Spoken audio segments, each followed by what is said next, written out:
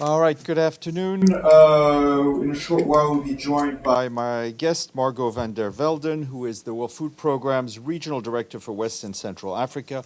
She'll be here to speak to you about the humanitarian situation in Nigeria. Earlier today, our colleague Khaled Kyari, the Assistant Secretary General in the Department of Political and Peacebuilding Affairs, briefed the Security Council on the situation in Gaza, saying that it is long past time for the fighting to end, for adequate humanitarian aid to enter the Strip, and for the recovery and reconstruction to begin in the context of a return to a political path towards a two-state solution.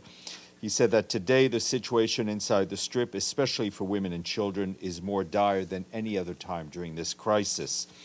Mr. Kyari also talked about the situation in the occupied West Bank, which he says remains deeply concerning, with high levels of violence driven by ongoing Israeli military operations, many involving civilian casualties and extensive damage to homes and infrastructure, attacks by settlers against Palestinians, and attacks by Palestinians against Israelis. He added that the upcoming ministerial meeting to support a two-state solution, co-hosted by France and Saudi Arabia, is key to highlighting international consensus around these goals and reaffirm the principle of sustaining the two-state solution. Turning to the situation in Gaza, and I can tell you that our humanitarian operations in Gaza are currently under severe strain. Aid workers face severe security risks, crossings remain unreliable, and critical supplies are routinely delayed or blocked. We stand ready to seize the opportunity of a ceasefire to significantly scale up humanitarian operations across the Gaza Strip, as we did during the previous ceasefire. Our plans are ready and they are finalized. But to make a real difference, Israel must enable safe and unimpeded aid delivery, allow the entry of critical equipment and fuel, must open all crossings and restore movements along key supply routes. Humanitarian staff must be able to operate safely, people must be allowed to move freely, and supplies, including from the private sector, must reach all parts of Gaza. If these conditions are met, we will urgently prioritize providing food, water, shelter, medical care, and protection to the civilians of Gaza who have faced unimaginable hardship for far too long.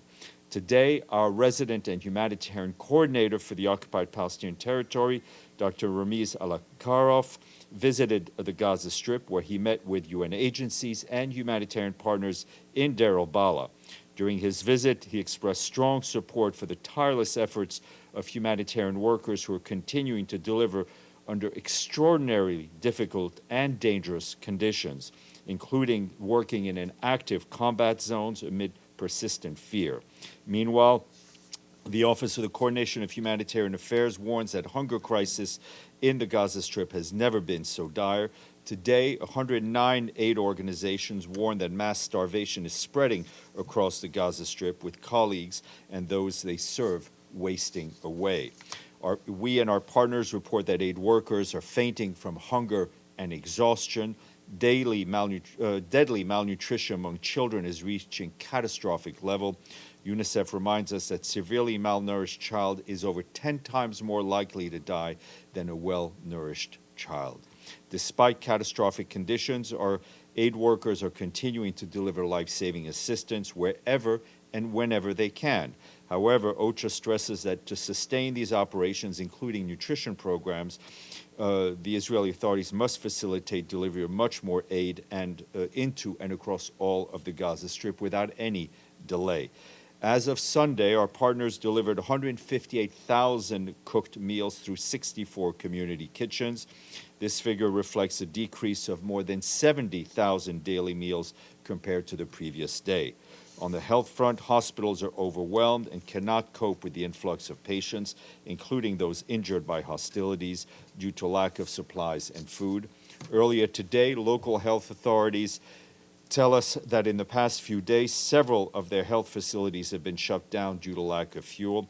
More hospitals, including Al-Shifa, are at imminent risk of shutting down within the next few days. Meanwhile, the UN Population Fund warns that severe food deprivation and a shattered healthcare system and immense psychological stress are leading to catastrophic birth outcomes for pregnant women and for newborns. From January to June of this year, births sharply declined, and 220 mothers died, more than 20 times the total number of maternal deaths recorded in 2022. At least 20 newborns died within 24 hours of birth, and a third of babies were born prematurely, underweight, or required admissions to neonatal intensive care when those facilities were available. Meanwhile, today, partners report that people with disabilities have no food, no assistive devices, and no health care. Meanwhile, measures must be taken to protect civilians, including the tens of thousands of people on the Strip who are older or living with disabilities who need assistance to preserve their dignity and their survival. Currently, Israeli authorities are the sole decision makers on who, how, and how much aid enters the Gaza Strip and the type of supplies that are allowed in. Logistical challenges are immense. To collect supplies that have reached any of the Israeli crossings around Gaza, all of which are fenced off and heavily guarded. Drivers need multiple access approvals as well as a pause in the bombing and for the iron gates to slide open. All too often, civilians approaching our trucks are shot at. To collect supplies safely, we must get reliable assurances that troops would not engage or be present along the routes of our convoys. The amount of aid that has been entering Gaza is only a trickle compared to the immense needs. Above all, we need a ceasefire to put an end to this devastating situation. And one important note on punitive measures announced by Israeli authorities against our colleagues from OCHA. We have full confidence in OCHA's professionalism and impartial work. Any punitive measures will only add to the obstacles preventing us from reaching people facing hunger, displacement, and deprivation. Turning to Syria, and in particular to the situation in Sueda, I can tell you that the second convoy of the Syrian Arab Red Crescent reached Sueda today, carrying critical aid that included food, water, wheat, flour, fuel, medicines, and health supplies. Our colleagues at OCHA coordinated with the Syrian Arab Red Crescent to prepare the convoy that also included supplies from UN agencies. OCHA continues to engage with authorities and partners to facilitate an interagency UN mission to Sueda as soon as security conditions allow, and further assistance is being mobilized by the Syrian Arab Red Crescent. Meanwhile, humanitarian needs in Sueda remain high. Electricity, water, fuel supplies, and telecommunications have been significantly disrupted. Bakeries have ceased operations due to shortages of flour and fuel. Local markets face significant shortfalls of food items. Critical shortage of clean water, hygiene kits, sanitary pads, baby supplies have also been reported. Many displaced families lack the most basic items such as mattresses and blankets. Our humanitarian colleagues tell us that more than 145,000 people have now been displaced due to hostilities in Sueda Governorate. This includes people who have fled within Sueda and to neighboring Dara and rural Damascus governorates. We're working with partners to deliver a range of assistance to people displaced to Dara and rural Damascus, including health and protection services in addition to food and water. Mobile medical teams have provided more than 3,500 consultations, including trauma care, maternal health, and psychosocial support. Nearly 38,000 people have received food aid. Over 1,000 kits containing non-food items were distributed in Dara and rural Damascus, and that helped more than 5,000 Syrians. UN interagency missions to assess needs and provide assistance to both Dara and rural Damascus areas are planned for the coming days. Moving to Sudan, and I can tell you that we continue to be gravely concerned about the worsening humanitarian catastrophe and tightening access constraints across the country, particularly in the Kordofan region where hostilities continue to escalate. In South Kordofan state, citing local sources, our humanitarian colleagues at OCHA say that clashes erupted yesterday in the besieged city of Kadigli, which is the state capital. Armed individuals reportedly attempted to seize food from the main markets. As Sudan's hunger crisis deepens, the city remains cut off from humanitarian assistance, with the last supply route from neighboring North Kordofan now blocked. Meanwhile, West Darfur State, heavy rains and flooding threaten further disruption in the delivery of aid. Roads connecting the state capital of Jenaina, which is, as you well know, is located next to the crucial Adre border crossing with Chad, the road from Jenaina to Mornay and to Zalinje in central Darfur state are now impassable. Both of these towns are hosting large numbers of displaced people. Our humanitarian partners warn that continued rains may further cut off access in central and south Darfur state, making it even more difficult to reach people who need help so desperately. In North Darfur State, displaced communities and host families in the town of Tawila have come together to establish community kitchens, which are now feeding thousands of people who fled the violence in El Fasher. These kitchens have become a vital lifeline for those without any other access to food. However, they face chronic and severe funding shortfalls. Many of these are struggling to stay open. Some risk shutting down altogether due to the lack of resources. And as we mentioned yesterday, we and our partners are planning a major scale-up of support to people in Tawila, which requires $120 million over the next 3 months. Humanitarian access is further complicated by checkpoints, by taxes, by roadblocks, and bureaucratic hurdles imposed by local authorities, including the requirement for multiple levels of approval to establish the most basic of services for the population. Once again, we appeal for unimpeded humanitarian access across the whole of Sudan, more international funding to scale up the response, the protection of civilians and aid workers, and of course, an immediate cessation of hostilities. Just want to flag that a new $7 million cross-border project investing in water management, climate security, and peace building in the border areas of Mali, Mauritania, and Senegal was approved today for funding by the Secretary-General's Peacebuilding Fund. This project, jointly developed by the government of the 3 countries, is one of the Peacebuilding Fund's largest and will be implemented with the support of UNICEF and the International Organization for Migration over the next 2 years. And again, a dire update from Haiti, where our colleagues in the Office of the Coordination of Humanitarian Affairs tell us that escalating violence and displacement continues to drive severe humanitarian needs across the country. The UN Children's Fund and their partners have screened more than 217,000 children for acute malnutrition since the beginning of the year, and more than 21,500 children have been admitted for treatment of severe acute malnutrition. This represents about 17% of the nearly 129,000 children who are projected to need life-saving treatment this year. Our humanitarian colleagues also warn that insecurity continues to constrain the humanitarian response, leading to access challenges, supply shortages, and the closure of health facilities. According to the latest analysis from the IPC, some of 5.7 million people were estimated to face high levels of acute food insecurity between March and June of this year. This represents more than half of Haiti's population. Beyond the nutrition crisis, Haiti's children also face an education emergency. As of mid-July, more than 1,600 schools remain closed in Haiti, which is an increase over 2/3 since the start of the year. Our humanitarian colleagues warn that without access to education, children are, of course, more vulnerable to exploitation and to recruitment by gangs. UNICEF has been providing learning opportunities to more than 16,000 children, including displaced children in temporary learning spaces.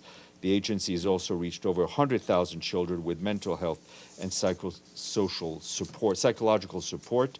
However, this is just a fraction of what is needed in Haiti. Our humanitarian colleagues also reiterate that the lack of funding is significantly limiting our capacity to address the crisis.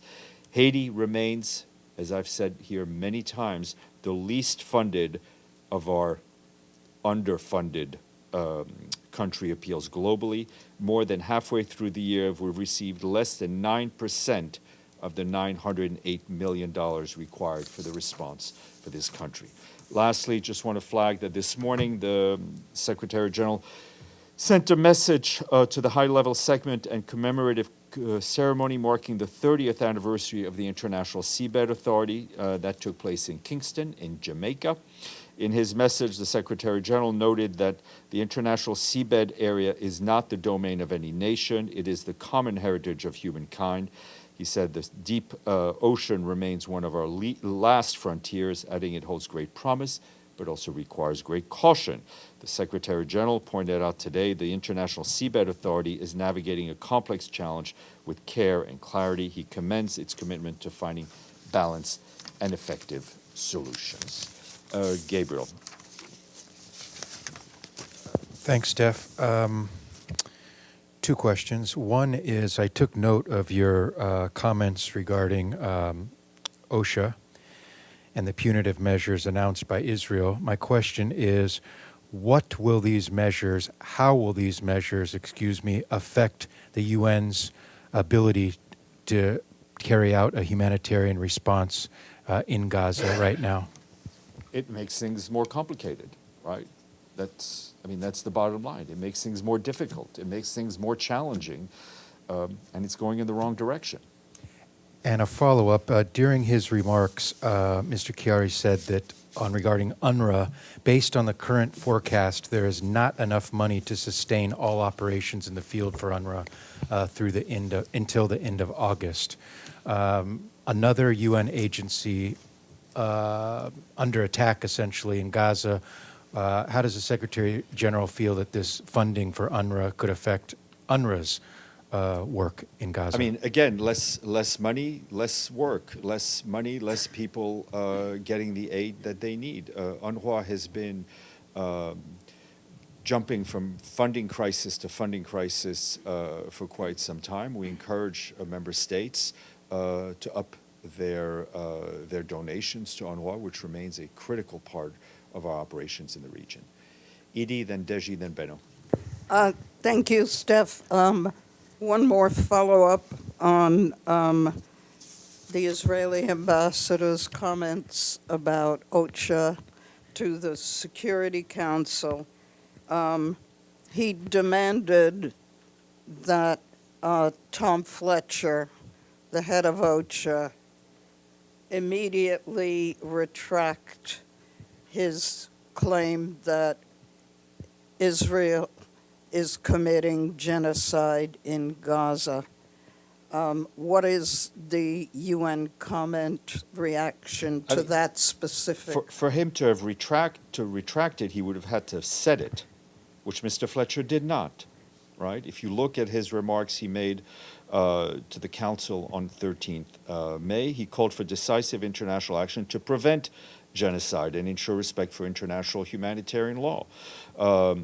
And whether it's Mr. Fletcher, whether it's the Secretary-General, or anyone who works for the Secretariat, our position is the same, that the labeling of an event as a genocide is up for a competent court to decide. And a second question. Israel's army is saying that the United Nations refuses to accept Israeli assets in Gaza to deliver aid. I know you have addressed this before, but could you address this latest? Well, I mean, we're getting into the theater of the absurd here. I think we have seen what happens when Israeli soldiers are near a UN convoy, right? We saw it. We saw what happened on Sunday in North Gaza. We saw the victims and we saw the death. The best protection for us is community buy-in. And to get that community buy-in, communities have to understand that trucks will come every day, that food will come every day, right? And that's what we're asking for. Deji. Today, before the Ambassador General's announcement on the restriction of visas of the OSHA staffers in Israel, has the Israeli authority ever talked about this issue with any of the UN officials? Which issue? The issue of visas? The restrictions, yes. Yeah, I mean, the issue, the challenges around the issuance of visas and the length of visas is an issue that has been discussed for quite some time. But this announce of this 1 month not automatically extend, this is new. I mean, listen, it's up to you to decide what is news. We faced challenges with visas before. It is the sovereign right of Israel to issue, like any other country, to issue visas or choose to issue or not to issue visas to staff, and we look forward to continuing our discussions with them on this issue. So today, Ambassador Noon accused OCHA staff there, suggesting that they are under investigation, under vetting, and he even said that, even went further, saying that some of those staffers might have link with the October 7th attack. Those are very serious accusations. Those are very serious allegations that were made, and we expect the Israeli government to then share whatever evidence they may have with us as quickly as possible. Not yet. So we can, I mean, we know as much as you do right now, right? And we saw with when allegations and accusations were get made against UNRWA, we announced them, right? And we took action. So we look forward to them sharing any evidence. Do you with us. worry that more institutions might be linked, has been accused to link to the October 7th attack? These are WFP, allegations UNICEF. these are allegations that are thrown out. I mean, we would like to be given information. If these allegations prove correct, then we would act on them decisively. Benno Schwinghammer. Thank you, Stéphane. I think you said it yourself. It seems like we are entering a phase of mass starvation in Gaza. I guess you agree with me that this needs an international response. Well, we've been calling for international response. We've been calling for greater assistance. Okay. We've been calling for those countries who have influence over to help us. I'm aware get more, of this, okay. but I think you can also always sound the bigger alarm bell. Why is the Secretary-General not declaring a famine, for example? Look, the issue of words matter within the UN, our world, right? Our diplomatic. The word genocide, right, is declared for us by legal competent court. There is a whole UN mechanism, which also involves member states, called the IPC, right? Yeah. It's a scientific-based declaration. We will wait for their next report. I think that the Secretary-General has been extremely vocal. I mean, just this week, spoke twice about it and raising the alarm. But, the unlocking of those metal gates that I refer to at the crossings is not a key that he has, right? Mayor, You may. I understand. Thank you for mentioning the IPC. The report now is valid to end of September, so I assume there is no one plan till then. Till then, it might be too late. So, isn't there a way to have a temporary report? I for don't. example? Well, listen. We will. We all need to follow up with the IPC, which is a conglomerate of UN agencies, governments, and NGOs. But we don't need to wait for a report to see the suffering, to see the children that are wasting, to see the newborns that are dying. We know that is going. We've been reporting on it, right? And whether you use the word starvation, whether you use the term famine, whether you use the term hunger, people need help. I mean, we see it every day. We see every day the hunger, the hardship, the violence in Gaza, and it becomes the new normal. And I have the feeling people are not woken up anymore. Well, But the fact that people are numb to suffering is tragic, right? And whether they are numb to the suffering of the people of Gaza, whether they're numb to the suffering of people in Sudan and in Haiti that we talk about, that gets completely underreported, not to mention underfunded. Okay, last one, and then I shut up. Sorry. I mean, isn't this maybe a moment where all of these procedures you're talking about should be banned to change lives? Isn't there a way to step into front of the cameras and says, famine likely started, or something like this? Listen, we don't need to wait for these things to act. And that has been the Secretary-General's message.